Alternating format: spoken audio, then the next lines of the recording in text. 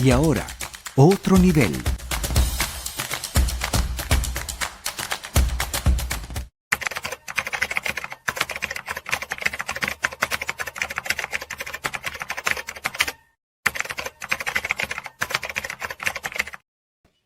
Ya está aquí el gran Víctor Maldonado. Caramba, feliz año a ti y a toda la familia. Porque no Hola, ¿cómo están? Víctor, ¿qué tal? Bienvenido. Feliz año a ustedes también. Claro, es que no nos veíamos desde diciembre, creo yo, la última vez. Es así. Y hay que Y ver entre diciembre y enero y hay la cantidad un de abismo. cosas que han pasado. Bueno, en un mes. sí. En menos de un mes. Mira, Víctor, nosotros arrancamos nuestra programación en vivo el 12 de enero. Y bueno, comenzamos con una programación especial, inicialmente una semana, pero la extendimos otra semana. No sé si has tenido chance de ver algunos de nuestros invitados especiales, todos como tú, a los que estamos comprometiendo también. Lo digo para que te sientas a gusto de ordenar tus ideas, inicialmente qué pasó, dónde estamos y qué puede venir ahora, pero en esta oportunidad también en esta semana, porque ya durante esas 2 semanas iniciales, eso fue en donde nos centramos, pero evidentemente esto continúa. Hemos estado planteándonos esta semana y la interrogante es para todos los invitados, cómo hacer política en tiempos de transición. Pero yo he insistido que la primera pregunta que deberíamos hacer es, ¿estamos en transición? Exacto, claro. Víctor, te escuchamos. Tú sabes que para ayudarnos todos a comprender en dónde estamos, porque a veces cuando uno es el sujeto y el objeto de la acción, uno puede tener o sufrir de confusión. Uno debería tener a mano uno o dos conceptos. Y hay uno que a mí me gusta mucho, que se le debe a Robert Nisbet, que es el concepto de cambio social. El concepto de cambio tiene esta definición. Es una sucesión de diferencias en el tiempo, en el marco de una identidad persistente. Entonces, cuando nosotros entramos en esas finuras analíticas de si estamos o no estamos en una transición, lo que sí te puedo decir es que estamos viviendo un proceso de cambios que tiene, por supuesto, varias velocidades. Claro. Y hay una velocidad súbitamente rápida, la velocidad del ajuste legislativo a las nuevas exigencias de la potencia de Estados Unidos. Y por supuesto hay un conjunto de inercias que generan resistencia y fricción, como es el caso de los presos políticos que no terminan de salir.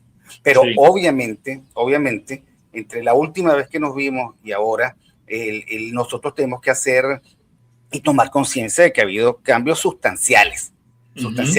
No solo, digamos que en la estética del escenario, sino que también, digamos, en la presencia y o ausencia de un conjunto de autores. Entre otras, digamos que el gran cambio en el escenario es que ya Nicolás Maduro y su esposa no están al frente del gobierno. ¿Okay? Sí. Desde el 3 de enero no están. Eso es... Y la otra que ustedes me acaban de sugerir cuando estaba oyendo las noticias, es que la otra es que los que quedaron por Maduro no quieren asumir la responsabilidad de los cambios que se están dando y entonces no encontraron mejor excusa que decir que esos cambios los había ordenado Maduro, que es el único que no se puede defender, que es el único que no puede objetar esa narrativa. Es el único que no tiene cómo decir, epa, yo no dije eso, sino que ahora todo lo tenía preparado Nicolás. La liberación de los presos políticos, la reforma de la ley de hidrocarburos, por supuesto, el ajuste de la Policía Nacional. O sea, toda la agenda legislativa de cambios sucede que la había determinado Maduro y casi que ellos entre diciembre, los palos de diciembre, etcétera, no lo habían logrado instrumentar y que ahora lo están instrumentando. Abrir las embajadas y tener los vuelos comerciales también, seguramente eso fueron ideas de Maduro. Mejorar las relaciones con Estados Unidos, también estaban planteados por Nicolás Maduro. Exactamente. Que obviamente ahora son más cercanas las relaciones con Estados Unidos, porque Maduro está en Nueva York, más cerca no puede estar. Más digamos que integrado no puede estar. Entonces, ante la primera pregunta, una respuesta sencilla. Si transición es equivalente a cambio con propósito y dirección, uno no puede negar que está uno ya imbuido en la fase de transición. Yo recuerdo que nosotros tuvimos un debate aquí sobre las fases de eso que se buscaba. ¿Te acuerdas? Sí, con Aguana y con Blanca Rosa. Exacto. Y contigo. Claro. Fue divertido. Entonces dice, bueno, tiene que haber una primera etapa del cambio. De desplazamiento. Del desplazamiento. Bueno, este desplazamiento ya comenzó. ¿Ok? Luego entonces tiene que haber una etapa de transición, y ya no recuerdo las categorías de Aguana, pero digamos que las compro como buenas. Y entonces, bueno, yo creo que estamos en la etapa del desplazamiento, que como la realidad siempre es más grande, más sorprendente y más turbulenta que cualquier planteamiento teórico o de escenarios, bueno, lo que se nos está planteando es un desplazamiento con reconfiguración interna, o sea, un desplazamiento con desmontaje autorreferencial, porque bueno, efectivamente son ellos los que por una razón o por otra están reconfigurando el régimen y le están dando un sentido más potable, más apreciable para los que están efectivamente dirigiendo todo este proceso. Entonces uno se pregunta, bueno, ¿y quién es el director de orquesta? Porque hay que decirlo, la realidad es como es. Estamos así porque el presidente Trump y su equipo de gobierno, Marco Rubio y el secretario de Guerra, decidieron intervenir Venezuela porque Venezuela no estaba de ninguna manera dispuesta a producir esos cambios sin que, como siempre, hubiese una fuerza que se les opusiera. Y es lo que está pasando. Cualquiera que sea la interpretación narrativa, ese es un elemento diferencial. Teníamos nosotros los venezolanos 25, 26, 27, 28 años jugando este juego en total desventaja y se equilibraron las ventajas. Entonces, bueno, yo entiendo, y ayer lo conversaba con otra persona, yo entiendo que este primer momento no sea ni comprensible ni satisfactorio para nadie.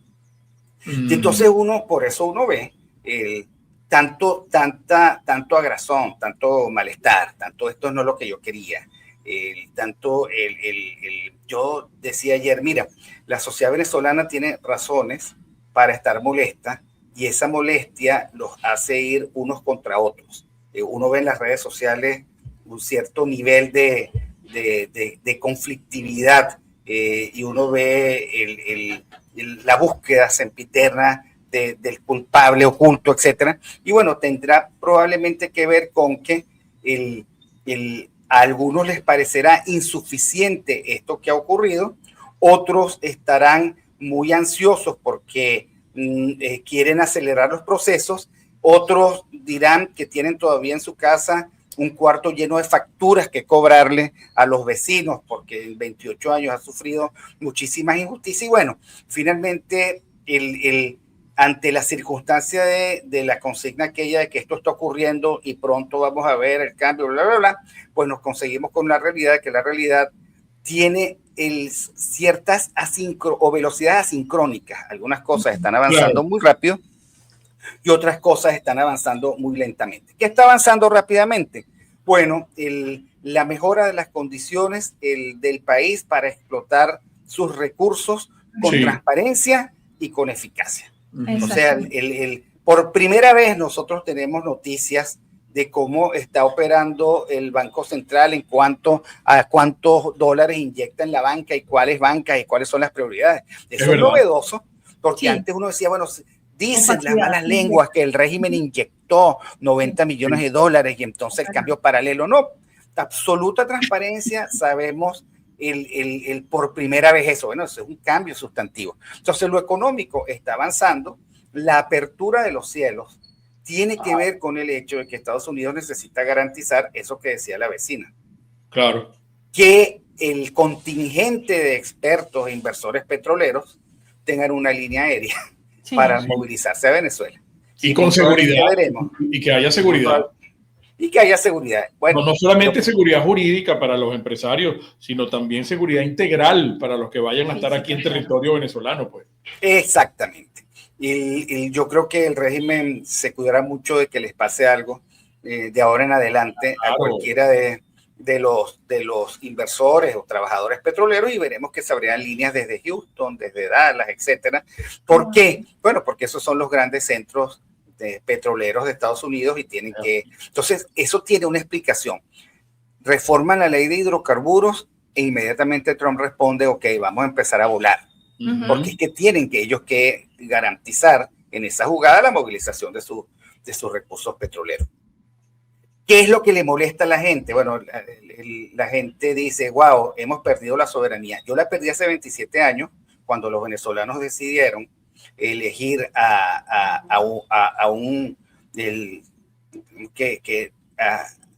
personaje frenético que le entregó el país a Cuba. Allí perdimos la soberanía. Cuando tú ibas a las notarías, era un cubano el que te atendía. Cuando tú ibas a un registro, era un cubano que te atendía. Los militares sabían que tenían un comisario cubano al lado. Los cubanos eran el gran espectro de control. Y bueno, creo que Nicolás Maduro, el que creía que los cubanos eran el personaje de su serie Super Bigote, pues se rodeó de cubanos que fueron podríamos decirlo, desmovilizados en menos de 20 minutos. ¿Ok? Entonces, o neutralizados es la palabra. Entonces, creo que ahora no podemos pedir lo que nunca tuvimos, y creo que nosotros debemos efectivamente vivir este proceso con optimismo, esperanza y paciencia. Porque todavía estamos hablando de que en menos de un mes han ocurrido demasiadas cosas que se tienen que metabolizar. Probablemente, yo no sé si ustedes han tenido la oportunidad de ver esas series norteamericanas de médicos, medicina. Hay uno que se llama El Residente. Entonces, allí pudimos ver en esa serie, los que tuvieron la oportunidad de ver cómo se maneja una operación desde el punto de vista de un traumatólogo. Okay. El tipo llega fracturado, el tipo tiene que agarrar un serrucho, serruchar el hueso, otro tiene que martillar. Eso es horrible. Caray. Eso es horrible. Es mejor ni verlo. Ok. Entonces, pero llega alguien fracturado y sale alguien, digamos que más o menos habilitado para tener una vida más o menos apacible. Entonces, bueno, yo creo que ese es el conjunto de sentimientos que nosotros tenemos, que tenemos que nosotros metabolizar y depurar. Creo que el análisis tiene que ser muy realista y creo que la política tiene que tener muchísimo sentido de realidad. Y cuando ustedes preguntan, bueno, ¿cómo se hace política en tiempos de transición? En primer lugar, tratando de darle orden a este cosmos caótico, valga la contradicción, que estamos viviendo. Y tratar de encontrarle significado y alcance a esto que también está ocurriendo. Y tratando de presentir los próximos pasos. Yo en algún artículo que escribí, que todavía está colgado en mi cuenta de X, que se llamaba El largo camino a casa, daba por algunas recomendaciones incluso.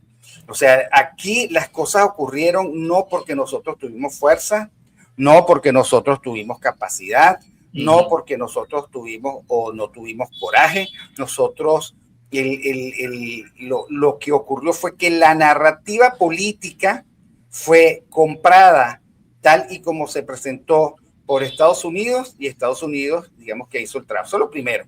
Por lo tanto, yo creo que hacer política ahorita tiene para mí dos dimensiones importantes.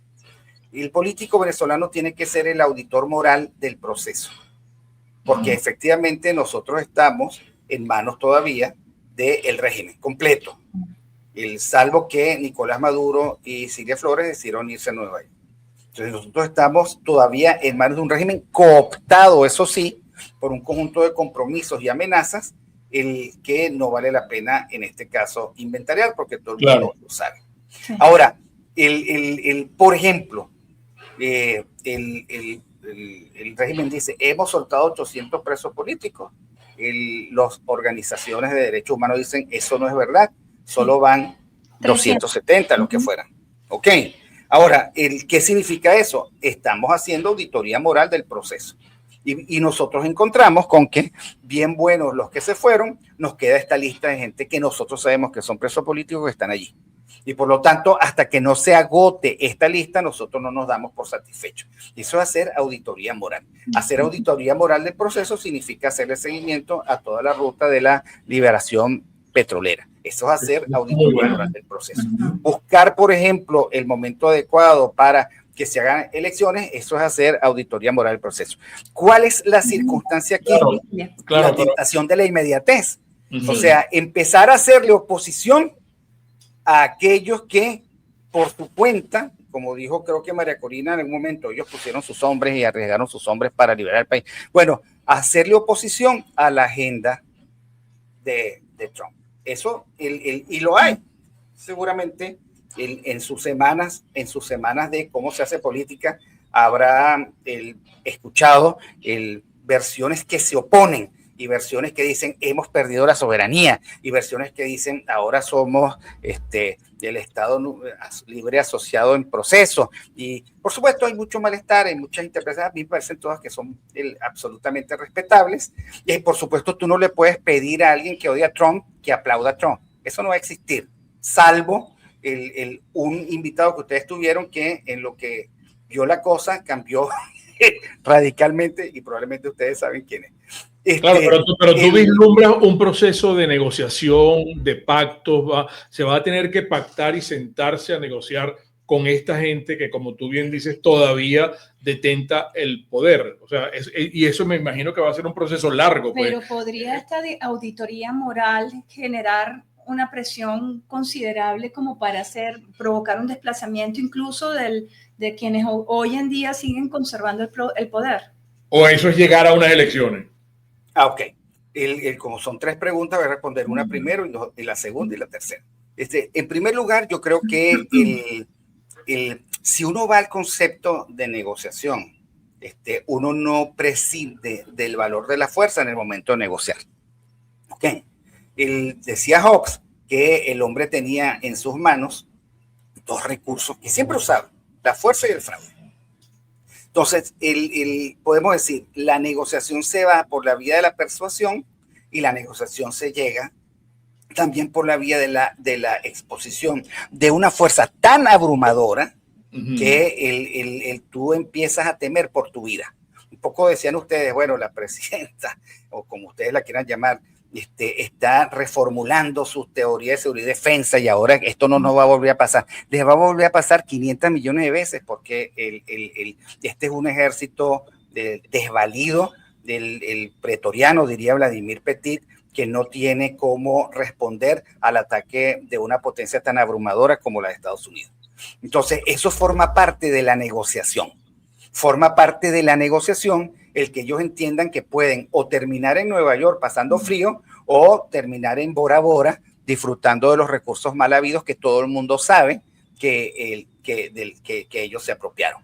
Entonces, digamos que allí las alternativas son francamente contrastantes. Y por otra parte saben, porque al adversario se le mide por sus principios y presentes, que sí es capaz de entrar y que sí es capaz de cambiar tu situación en 20 minutos.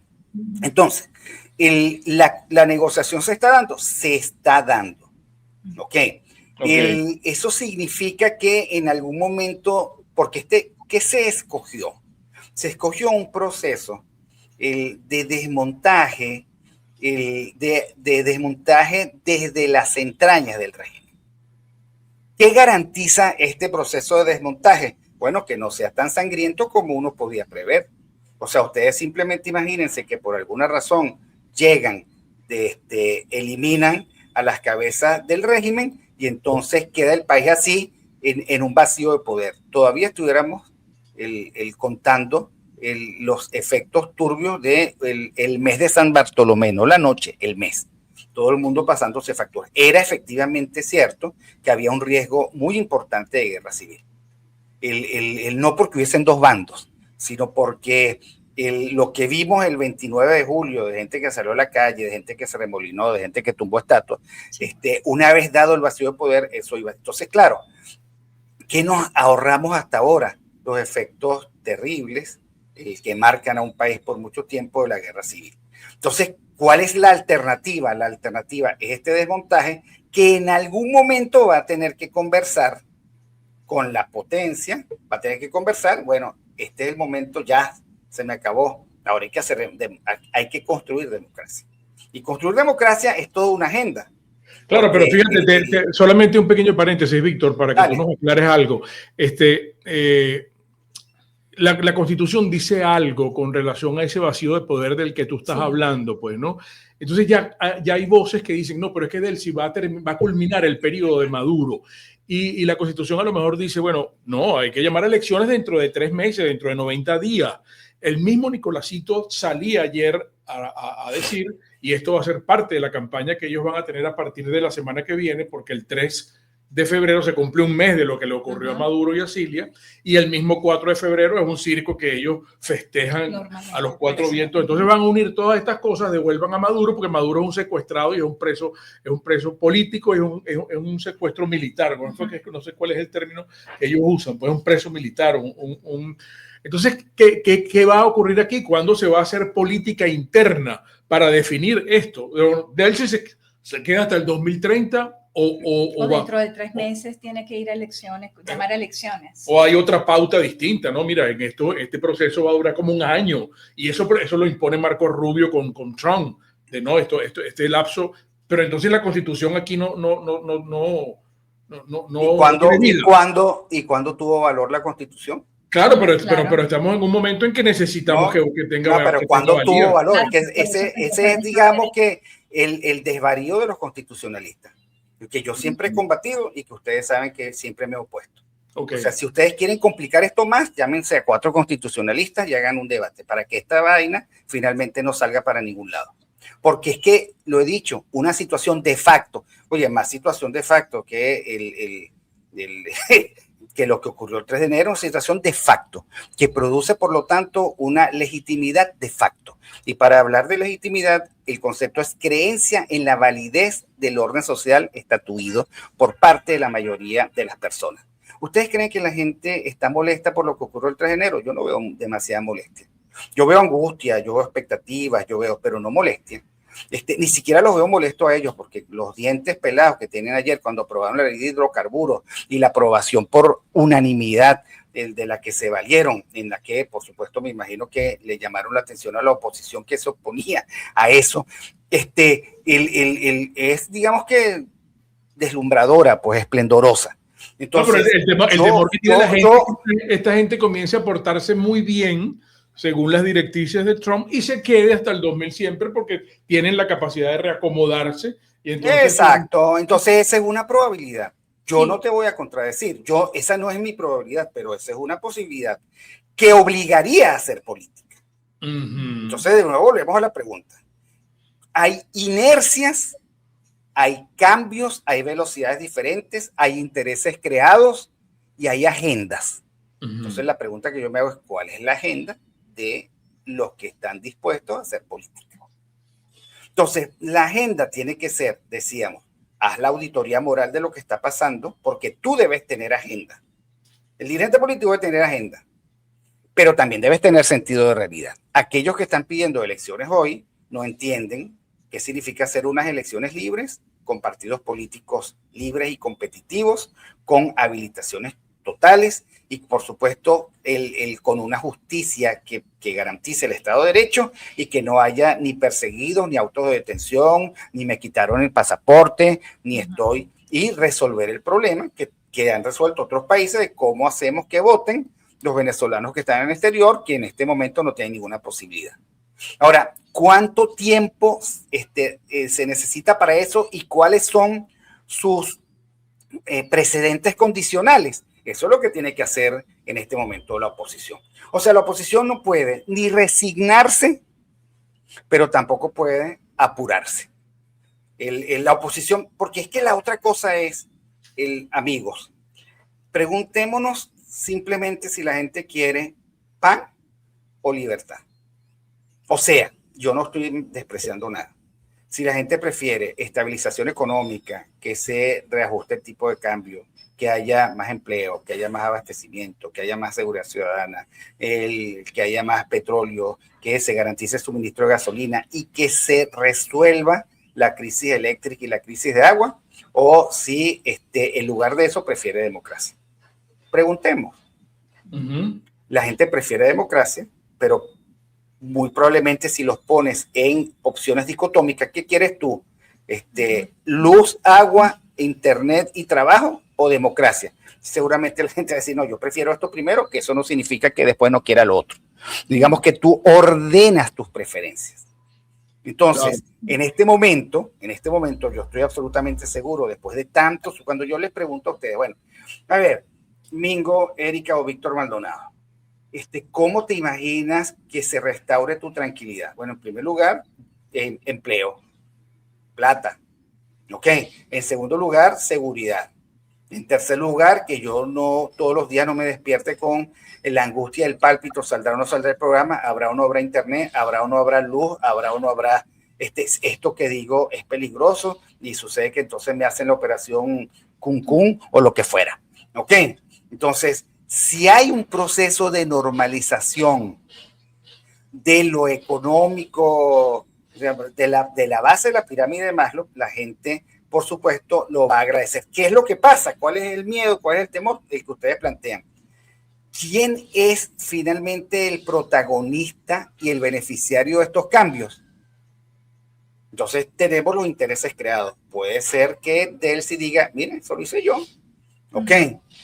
O puede ser que... Por eso es que el hacer política en este momento no es una actividad tan ramplona, tan simple, tan plana como la que... Es muy complicada porque, hablando de Mingo, ustedes saben que yo no sé nada de deporte, ni mucho menos, ni tampoco sé de billar y no sé qué, pero haciendo una alusión muy irresponsable de mi parte, es como estar en una mesa de billar y no poder tocar el Mingo o la bola, pero entonces le das para que se muevan y entre la otra. O sea, más o menos así.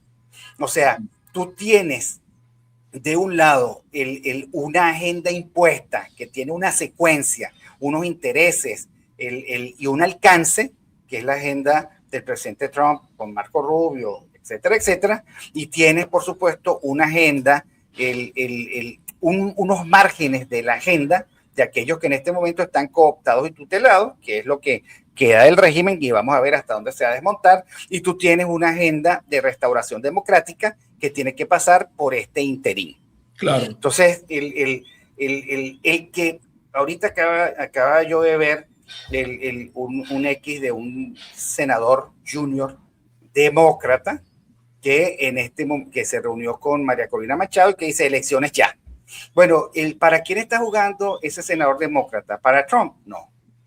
¿Qué hace María Corina tomándose una foto con ese tipo y comprando su narrativa? ¿Qué hace ella? Porque no creo que ella esté entendiendo el juego.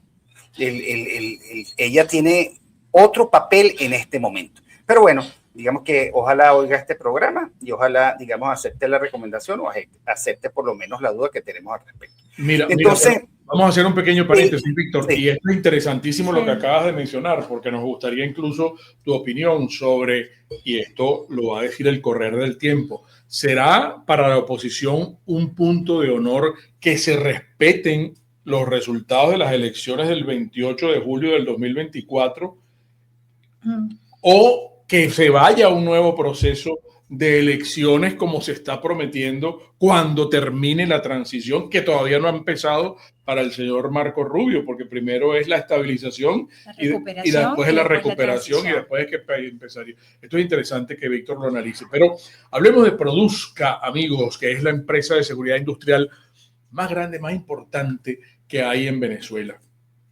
Desde hace más de 43 años. Fíjense, por ejemplo, la protección óptica. Eso es muy, porque mire, usted puede estar trabajando en el lugar donde usted está, donde hay rayos ultravioletas, donde hay soldaduras, donde hay virutas, donde hay salpicaduras químicas. Entonces usted necesita los anteojos, las caretas, los monolentes, las pantallas.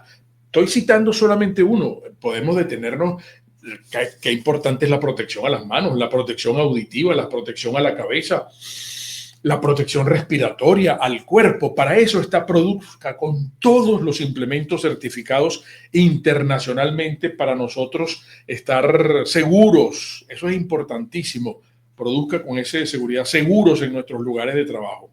www.produzca.com, en Instagram, produzca.ve, seguridad en tu empresa de los pies a la cabeza. Mira, mujer, Distasi nos está invitando para este fin de semana. Ellos van a estar presentes en un centro comercial muy conocido aquí en Caracas. Centro Parque Cerro Verde.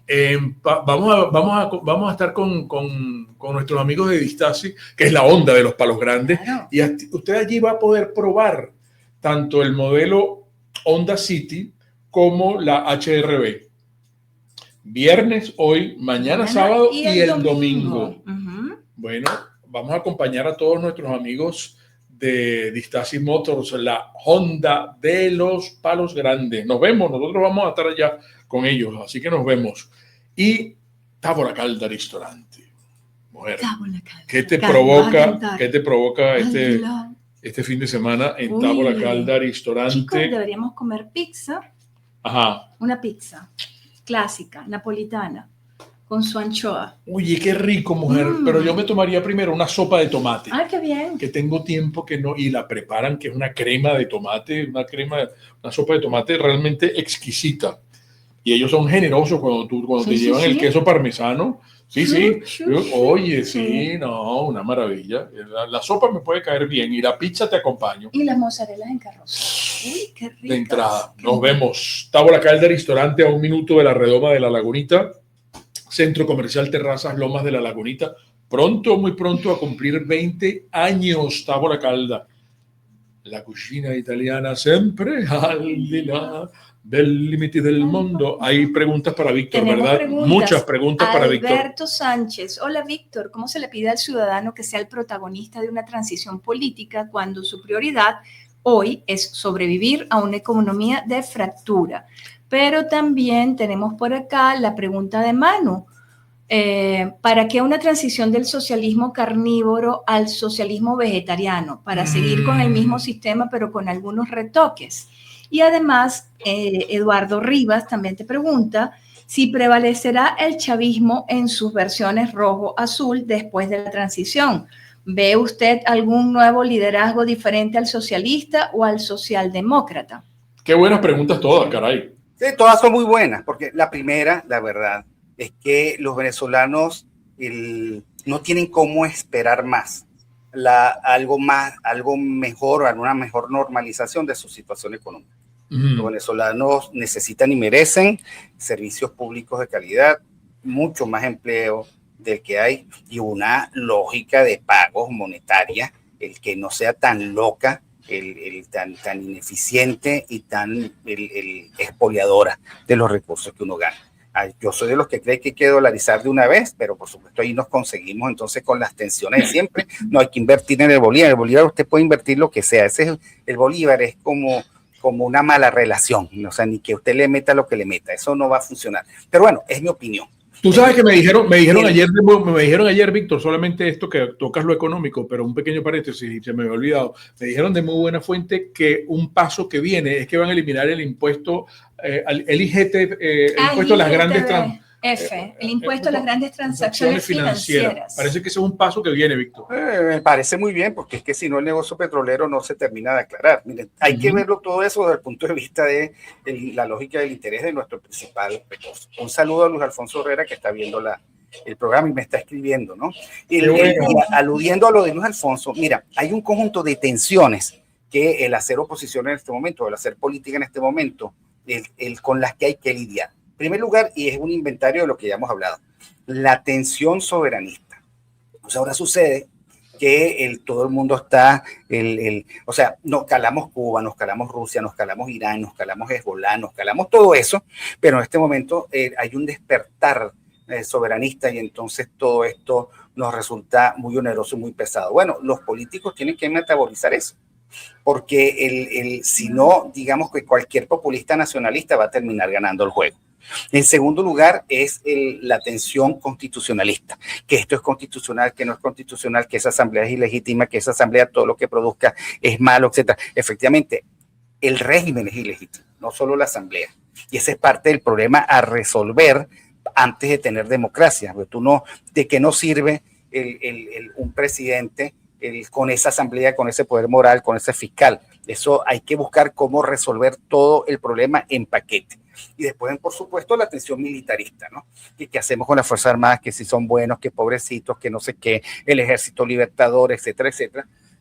Como dice bien Luis Alfonso Herrera, ese tejemaneje lo tenemos desde el primer día de la República Venezolana, y eso hay que resolverlo de una buena vez, porque claro, si no, no es que vamos a vivir un socialismo vegetariano, es que vamos a vivir la tutela militarista hasta el fin de nuestros tiempos y el fin del mundo. Y la verdad es que los venezolanos debemos dar un salto. Ahora, ese es un salto cultural, porque al venezolano le encanta una cachucha. Ese es el problema. El venezolano vive la adscripción al hombre fuerte, y entonces en el cambio social hay cambios culturales que hay que promover. ¿Cómo lo veo? Mira, yo creo que si se da el cambio, porque estas tensiones se administran, pasaremos, por supuesto, de un régimen totalitario, brutal, despiadado, absolutamente arbitrario, como el que hemos vivido, a una circunstancia mejor, y que haya una socialdemocracia o un gobierno liberal dependerá de las opciones que los venezolanos paran. O sea, que los venezolanos efectivamente tengan el de las exigencias, los programas que los venezolanos consuman. Ok, porque no va a venir del cielo. Por ahora, ¿cuál es el desmontaje socialista? Tiene que ver con la liberalidad o la liberación del negocio petrolero, que ya el sector público no tiene esa hegemonía. Pero miren, aquí hay que vender 70 empresas militares. Y hay que desmontar esa lógica de que los militares tengan que manejar empresas. Ustedes saben que el epílogo es para nada, porque no logran nada, ni defender el territorio, ni garantizar nuestra soberanía, ni sacar a los grupos narcos, ni evitar las guerrillas colombianas en Venezuela, para nada. Entonces, bueno, es un tema de cálculo de utilidad, pero tenemos que vender y salir de las 500 empresas en manos del sector público, que tampoco sirven para nada, porque este es un estado arruinado y ruinoso que nosotros no podemos financiar, y por lo tanto la auditoría moral ojalá sirviera para decir, mira, aprovechemos esta velocidad parlamentaria y esta docilidad del régimen para salir del capitalismo de Estado de una buena vez, porque es que hay gente de verdad que cree, que tiene psicología de acumulador. Ustedes saben que ese es un trastorno de la personalidad de la gente que compra y compra porque esto es útil, y guarda la bolsa y guarda la otra bolsa y la caja y el pote, etcétera, etcétera. Bueno, o sea, ¿ustedes se imaginan qué valor puede tener una empresa que tiene 60 o 70 años y en los últimos 30 años no ha tenido una sola actualización tecnológica? Ese es Sidor, ese es Benalún, ese es Bausilún. Entonces hay que salir de eso a que tenemos hierro, sí. Que tenemos bauxita, sí. Que teníamos capacidad, porque ustedes saben que el aluminio es solo luz, no es energía. O sea, usted tiene bauxita y le transforma en aluminio si le mete a eso energía. No tenemos cómo hacer aluminio, porque en lo que conectamos esas empresas se apaga el país. Entonces hay que restaurar el sistema eléctrico. Entonces, de nuevo, ¿tenemos banca? No tenemos banca. Nuestra banca es penosa, da lástima, es ruinosa, es vintage, es antigua, no sirve para nada, para nada. No te garantiza nada. Bueno, necesitamos apertura financiera. Miren, yo estoy afuera en el exilio, ustedes lo saben, ya lo dije. Entonces, pero yo trabajé siempre fuera. Bueno, en México la banca le da 200 millones de patadas al mejor banco que ustedes se imaginen en Venezuela. En Panamá igual. Entonces, bueno, necesitamos actualizar tecnológicamente nuestro sistema financiero para tener economía de primer mundo. Bueno, entonces, claro, ¿cuál es la esencia del concepto de cambio? Una sucesión de diferencias que se dan en una identidad persistente a lo largo del tiempo. Entonces, ¿cuál es la gran angustia? El tiempo. Claro, pero me gusta mucho esto que has dicho de auditoría moral, y creo que somos todos los que tenemos que comprometernos con esa auditoría moral de la que está hablando. Claro. Excelente. O sea, nosotros tenemos que garantizar la restauración de la República. Ahora, eso va a llevar tiempo, Sí. Esto va a llevar tiempo. Necesitamos garantizar el control sobre el territorio, la población y, por supuesto, el gobierno. Pero eso va a llevar tiempo. ¿Por qué? Porque del apuro solo queda el cansancio. Y si lo hacemos mal, nosotros vamos a entrar en un periodo turbulento de indefiniciones e indecisiones, en donde la condición de estado de naturaleza se nos va a imponer y vamos a terminar como Nicaragua, pero con petróleo. O sea, con un Daniel Ortega envejecido, aburrido, abúlico, tiránico, él y su mujer. Ojo, que el modelo de él y su mujer es un modelo que aquí se está practicando. De él y su mujer cometiendo cualquier tipo de arbitrariedad. Pero además nosotros tenemos que voltearnos hacia nuestras instituciones y rendirles cuenta. Lo que pasó con el arzobispo de Caracas es una cosa vergonzosa que compromete a la iglesia. Lo que ha pasado con las universidades compromete las instituciones universitarias. Lo que pasa con nuestras academias, que son un grupete que se nombran a sí mismos bajo no sé qué criterios. Me imagino que el criterio del que mejor se dobla para no partirse, eso hay que revisarlo. Lo que pasa con las organizaciones empresariales también hay que revisarlo, que ahora por supuesto andan muy silenciosas y terminaron siendo, digamos, una especie de escarceladores de ocasión. Entonces, de verdad, nosotros no podemos tener democracia ni elecciones libres cuando no tenemos las condiciones para todavía tener república. Y un primer paso de esto es lo que creó la señora Delcy Rodríguez. Creo que ya tenemos que ir terminando, ¿no? La Comisión de Paz, la Comisión de Convivencia y Paz. De Convivencia y Paz. ¿Cómo Pero eso es un parapeto, eso es un parapeto de ellos con ellos. Esa es una forma onanista de lavarse la cara, es una masturbación política, me perdonan la palabra para que la entiendan todos. O sea, ¿a quién representa Michael Penfold? O Indira Urbaneja. Cusano. Todos los demás que están allí. Cusano. O sea, son ellos que tengan el coraje de sentarse con María Corina. ¿Ok? Por ejemplo, ustedes han visto una circunstancia más patética, triste y humillante que Capriles en ese parlamento, que ni coraje tiene para levantar la mano o bajarla, no dice nada. O sea, el propio Caimán en boca de caño. O sea, nosotros tenemos delante de nosotros, miren, la casa se quemó, hay que agarrar el cepillo y la manguera. Y hay que efectivamente invertir el tiempo y energía en esto. Que nos lo merecemos o que no lo merecemos, miren, esa es vamos a dejarle eso a otro momento. Y casi que hay que decir, esto es lo que hay. Te vas a quejar. Si te quejas es porque a ti te gustaba lo otro. Ok, que es demasiado preliminar, es absolutamente preliminar. Que yo estoy diciendo que las cosas van por el camino. Bueno, primero descubramos el camino. Que lo que dijo el secretario Marco Rubio ante la Comisión de Relaciones, creo que Exteriores del Senado del Congreso de Estados Unidos, que dijo él, hay una etapa de estabilización, hay una etapa de, no sé, X, y al final finalmente lo habrá elecciones. Entonces, claro, la tentación, ¿cuál es? Volver a Carabobo. En serio. O sea, yo creo que el gran desafío, y yo siempre termino con lo mismo, porque yo estoy absolutamente impactado cómo la historia se repite y qué sabio es el éxodo. Estamos, y por eso es que yo dije en mi artículo, un largo camino a casa. Estamos en el desierto, después que nos sacaron de Egipto y derrotaron a Faraón, quejándonos.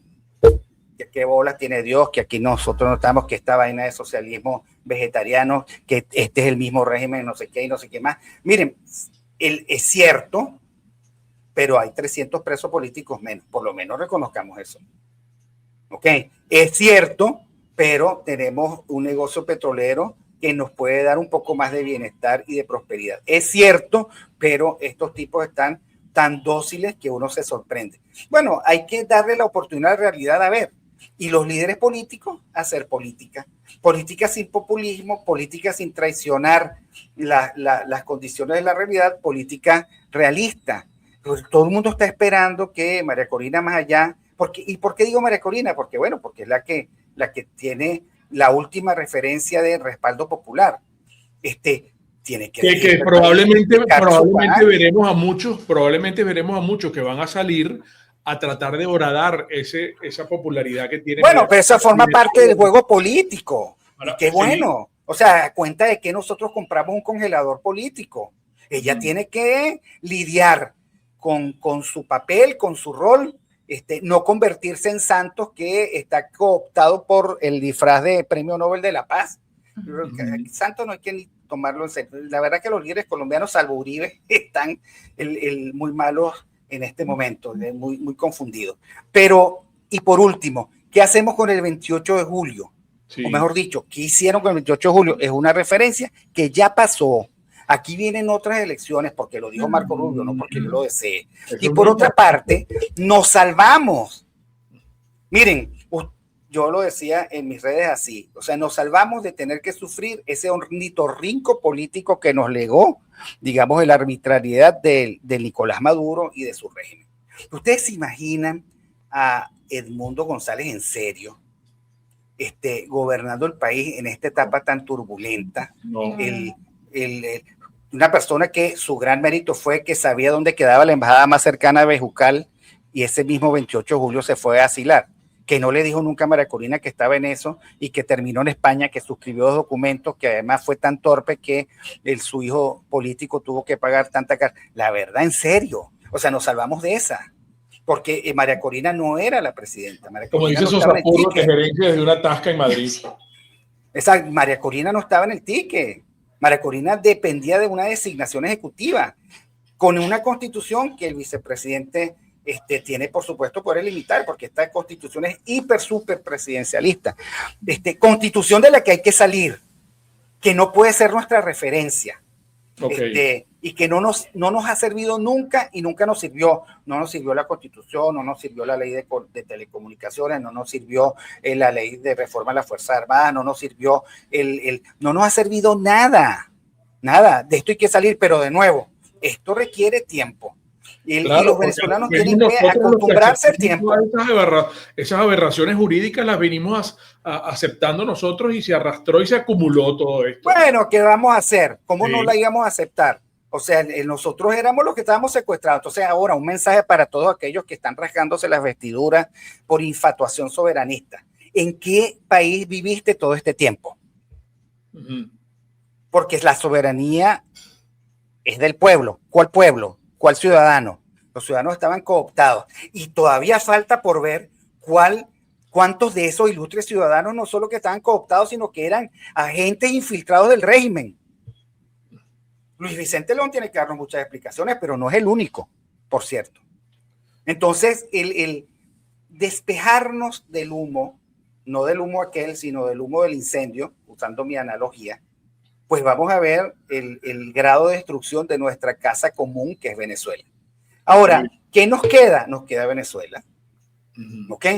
Y nos queda una Venezuela que nosotros todavía podemos imaginar, podemos idealizar, podemos contribuir a construir, y en todo caso, si no nos toca a nosotros, pues legarle a las generaciones venideras todo el esfuerzo y toda la capacidad de ingeniería que pudiéramos nosotros hacer ahora. Por ejemplo, yo creo que hay que salir de la Fuerza Armada. Esta es una Fuerza Armada que el último escupitazo en la cara de los venezolanos fue hace 2 días, entre bandas de guerra desafinadas y juramentos anacrónicos. Bueno, vamos a seguir confiando en ellos, vamos a seguir creyendo, como creen algunos, que hay 900 generales escondidos esperando la oportunidad. No, hay que salir de todos, unos por extremadamente comunistas y otros por fatalmente cobardes. ¿Ok? Y hay que salir de ellos, porque alguien tiene que pagar la cuenta. ¿Cuánto socialismo vamos a tener en nuestros gobiernos? Todo el socialismo que nosotros permitamos. Claro. Porque el socialismo no es una etiqueta. El socialismo es respuestas a preguntas mal hechas.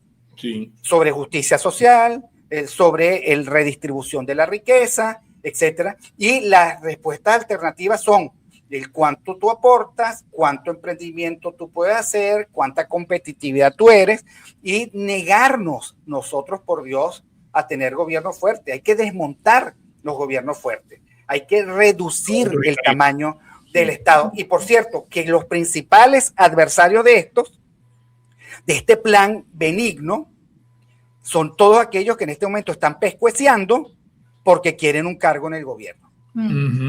Y por eso yo me declaré perdedor desde hace rato. ¿Saben? Yo perdí porque yo perdí cuando vi a Pizarro y a Smolansky rodeando a María Corina. Perdí cuando Benigno Alarcón formaba parte del equipo estratégico de María Corina. Perdí, o sea, y ya me declaro perdedor y listo, pero el perdedor, pero hasta el último momento quejándome. Perdedor no silente. Y perdí cuando además vi cómo nosotros somos capaces de sumergirnos en falsos dilemas de amargura y odio. Perdí cuando veo que en este momento, estando en el desierto, todos los demonios de los venezolanos se desataron, todos, y uno ve, unos se quejan por falta de soberanía, otros se quejan porque fue Trump y no Biden, otros se quejan porque primero muerto antes de ser el provisto de Estado, el otro se queja por esto, el otro se queja, bueno, chévere, estamos perdiendo el país por eso. Ahora, ¿cuánto tiempo falta? Falta tiempo. Miren, Dios nos guarde a todos y Dios guarde a todos los que nos están oyendo. Pero desde el anuncio de que uno tiene un cáncer hasta la remisión del cáncer, en el mejor de los casos, ¿cuánto tiempo pasa? Te vas a morir, te vas a rechar. Me declaro un cáncer, estoy arrecho. Ok, no, si eres sensato, después de eso hablas con tu familia, después de eso te sometes a la medicina. Después de eso, por supuesto, cambias de hábito. Después de eso, además, probablemente cambies de sentido de la vida, de tu mirada sobre la vida y sobre lo precario que es. Tal vez te dediques a vivir un día a la vez y ser feliz. Después de eso, y en algún momento se toca la campana. Se salvó por ahora. Porque es de las cosas más divertidas es que todos dicen, tiene los días contados. Todos tenemos los días contados. Todos. Lo que pasa es que unos hemos contado más días que otros. Ok. Yo tengo 63 años de días contados. ¿Cuánto me faltarán? No sé, a lo mejor mañana estoy listo, o a lo mejor no. ¿Quién sabe? Entonces, hay que vivir el proceso de nuevo, como las vírgenes prudentes, con la lámpara encendida y esperando a su Señor. Muy bien. Sin demasiado solaz, sin demasiado confort, pero efectivamente exigiéndole a los políticos. Yo creo que los políticos no han procesado esto.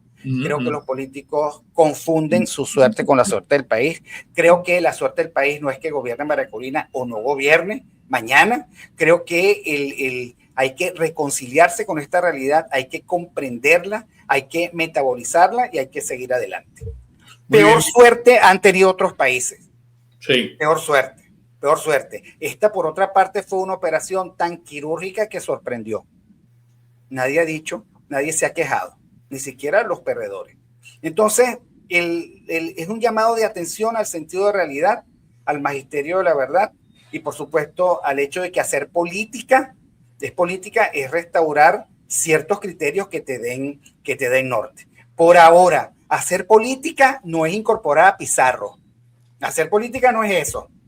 ¿Ok? Hacer política no es rodearte de los de siempre. A ningún político en Venezuela se le ha dado el poder y potestad para exculpar a los causantes del fracaso de 27 años. Hacer política es tener el coraje de convocar al país diferente que es decente para que él pueda construirse con ese país un pacto social. Ese es el trabajo de los políticos. Yo, en lugar de estar moneando con un senador demócrata, estaría tratando de convocar a los 100 Benjamín Sharif que debe tener Venezuela. Ojo, no estoy en esa lista ni quiero estar. Aclaro de nuevo que yo no tengo ninguna vocación para estar eso.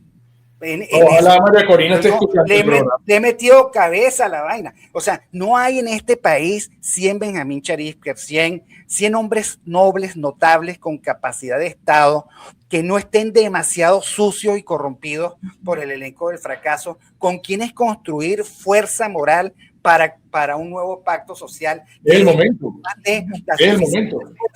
La suficiente fuerza como para plantearse frente al presidente Trump y decirle, ok, compartamos agenda, porque es que yo represento un país que tiene expectativas.